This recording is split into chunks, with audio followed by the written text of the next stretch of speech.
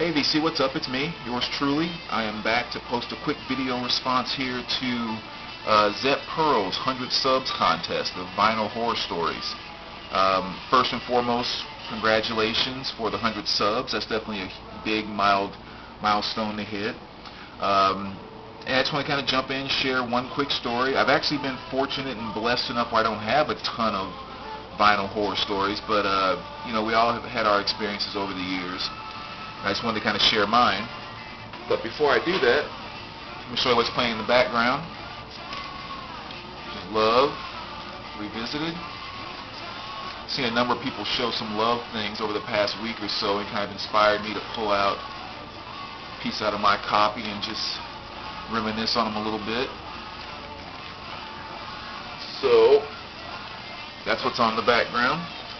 But anyway, so vinyl horror stories, things that have, a vinyl story that's kind of pissed you off, or something that's just happened. It's been kind of a vinyl horror story. Good week to ask me that too, because I'm a pretty happy-go-lucky kind of guy. I mean, I know I'm not maybe very animated in my videos and stuff, but I hate conflict. I hate people not being considerate of each other and all that kind of stuff. So it's very rare that I get into moods where I get kind of in like a pissed off at the world kind of mood, which doesn't happen very often. I mean, like maybe literally 2 times a year, stuff just happens, and I get to this point where I'm just kind of like, everything around me pisses me off. And so I'm kind of having one of those weeks right now. So it's always good when I can kind of, do a response video like this and just really stay in touch with you guys in the VC and everything. You guys always seem to kind of mellow me out and everything else. It's also one of the things I just want to mention that I've loved so much about the VCLT.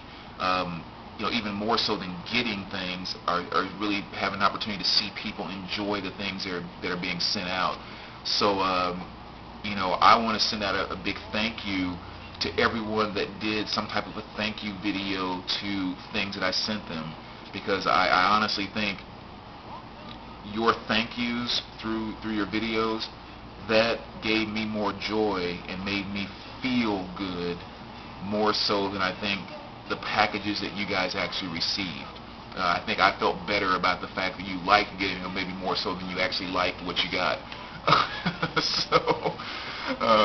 So anyway, like I said, that's just part of the VC. I mean, just feeling the connections, the respect, the love, and everything. Everybody, just a good place for me to hang when I'm not in a good place. When I'm just kind of like, But anyway, so let's kind of carry this over to one of my few vinyl stories, which when I first moved to this place that I'm in right now, which, if you guys recall, I'm about 8 or 9 stories up on the very top of the building here, so good views and everything.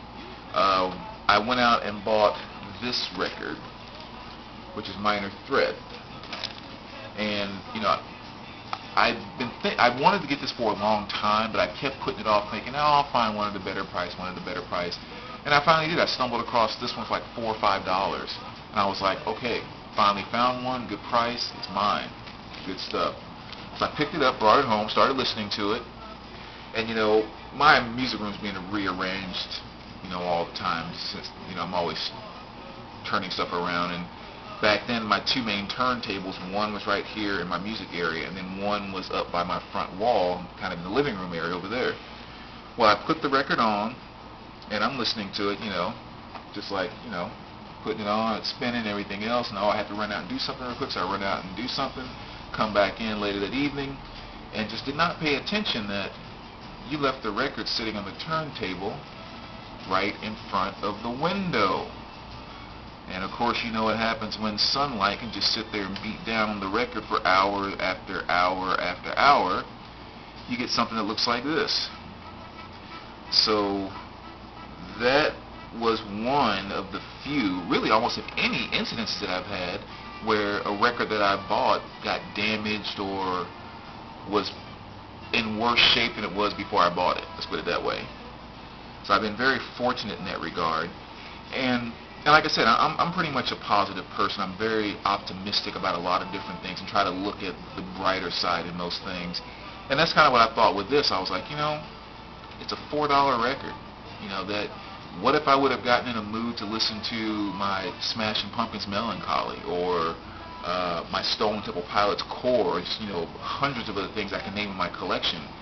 I would much rather have had this on the turntable to learn this lesson by moving into this new place, as opposed to any of those albums that I mentioned, or, again, I'm sure hundreds of other albums in my collection. So it didn't really faze me, and actually I don't even know why I still have it. I just kind of tucked it behind a shelf over there, and it's just kind of been there. But, and even the more I think about it now, I know that, some of you guys are getting those flatteners out there, and I heard they've been working pretty well. So again, if any of you do have one of those flatteners and you don't think this is too extreme, let me know if I might be able to send it to you, and maybe, send a couple extra bucks behind it to hire you to flatten it for me, if you think that might work. So it'd actually be kind of cool to save the one record that I've actually had damaged in my collection. But really, that's about the biggest horror story I've had concerning vinyl. Again, I've been very, very fortunate, especially with all the moving that I've done, packing stuff up, and just, I've moved my music room